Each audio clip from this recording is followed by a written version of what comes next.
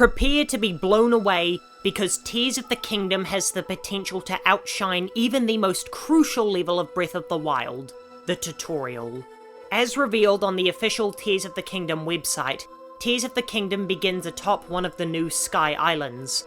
Quote, Link begins his journey on one of the many mysterious floating islands that have suddenly appeared in the skies above Hyrule. It's where our hero will have to gain new abilities before returning to the surface world to begin his epic adventure. This confirms TOTK's starting location. If it wants to be a compelling opening, then waking up has to be one of the first scenes in the game, and all the cutscenes we've seen will have to be told in a non-linear memory sequence, perhaps mirroring when King Rome explains our goal in Breath of the Wild. Now, this bit of information has got me more excited for the tutorial than any other part of TOTK, and I'd like to lay out why.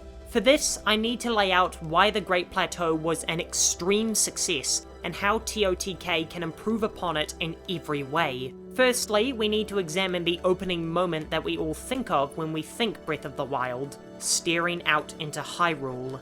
This moment could be a double-edged sword in TOTK, but it might be exclusively a good thing based on how you look at it.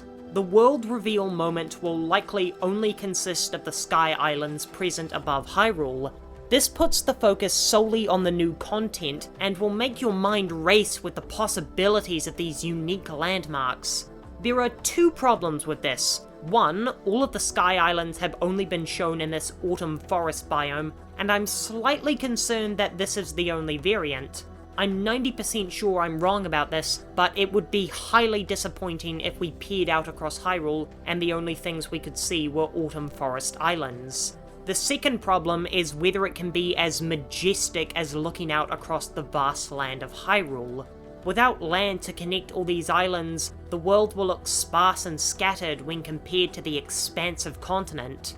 I suppose it depends on how many islands there are, but I'm curious if solely putting the initial focus on the new content will take some impact away from TOTK's opening, because they might be saving that for another moment. I am absolutely salivating at the thought of plunging off the Sky Islands into the lands below. It will be astonishing to watch the world come into focus as I dive closer towards it. We don't even know what area we're above. Just knowing the second I land on the ground I'm going to be in a revitalized Hyrule has me giddy. So I'm wondering if Tears of the Kingdom is saving its grand world reveal for that moment. Will having two world reveals double or halve the impact? This is the fine line Nintendo will have to toe, but knowing me, I'll be equally as ecstatic at both moments. But we need to talk about what this Great Plateau will actually offer. The website states explicitly that this island is where we'll gain our runes for the game, and this is where the potential for TOTK to shine really arises. The runes revealed for TOTK are each worth their own individual essay, but let's move past that part for now. A common fear I've heard about people being cautious of starting Breath of the Wild is being overwhelmed by the freedom, and I get it. It's why I could never get into World of Warcraft or Destiny. That feeling of being paralyzed by choice is an authentic one, which is why Breath of the Wild tries to limit your freedom in the Great Plateau, gradually revealing more and more to you as you unlock runes. But TOTK's approach to freedom looks to be all-consuming.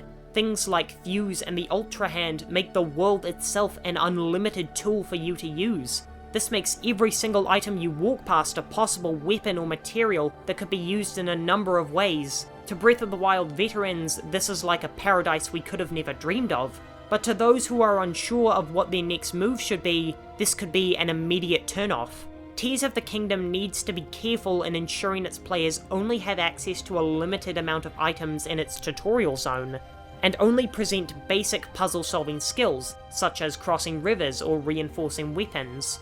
While it will most definitely be a shock to touch down into a world where everything not nailed to the floor is a possible tool, TOTK needs to strike a delicate balance in its tutorial zone that doesn't overwhelm skeptic players, whilst not causing immense shock once they step into Greater Hyrule. The main problem the Great Plateau has for Breath of the Wild fanatics is how it's unskippable in every playthrough.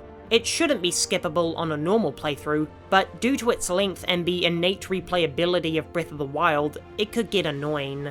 This is why I think Tears of the Kingdom could alleviate this issue in an exciting way. Somewhere on the island should be 3 or 4 materials that appear nowhere else on the island, all in separate locations, and you couldn't possibly know their purpose unless you've explored Hyrule in a previous playthrough. You could fuse to combine these mystery items to create a vehicle or portal that enables you to leave the tutorial early, thereby removing the annoyance of repeating the tutorial from every playthrough. Tears of the Kingdom has massive potential to be one of the greatest games of all time, and I can't thank Nintendo enough for their relative silence on the marketing. Whilst the Great Plateau is one of the greatest levels in video game history, I have high hopes that Nintendo can outdo itself.